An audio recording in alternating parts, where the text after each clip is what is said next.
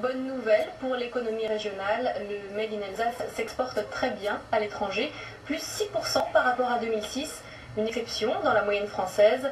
Quelle est la recette du succès? Élément de réponse avec Sylvie Malal et Valérie Frenzel. Du sel et un savant mélange de 13 ou 14 épices, c'est ça le secret de la réussite pour ce fabricant de foie gras qui exporte aujourd'hui à travers 40 pays. Premier marché la Suisse, puis l'Allemagne, et en troisième position Hong Kong, car depuis quelques années, les Chinois ont paraît-il pris l'habitude de mettre un peu de foie gras dans leur fondu. Le jaune c'est du canard, le rose c'est de l'oie, et il ne faut surtout pas confondre.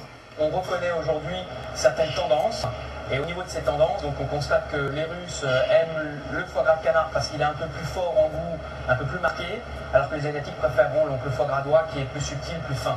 Et oui, pour réaliser 25% du chiffre d'affaires à l'exportation, il a fallu sonder les consommateurs asiatiques ou européens, partout rencontrer des clients potentiels. Au 4e étage de cet immeuble, c'est la direction régionale du commerce extérieur, et là, on confirme que les Alsaciens savent se vendre à l'étranger. Les producteurs alsaciens privilégient aussi le drapeau alsacien, c'est-à-dire en quelque sorte une espèce de marque qui est reconnue à l'international, et sous le pavillon français, on retrouve fréquemment l'Alsace avec son drapeau. Le drapeau alsacien et un savoir-faire particulier, chez Peyer-Larsner, ce sont ces gestes séculaires qui font le succès d'un bon foie gras au torchon.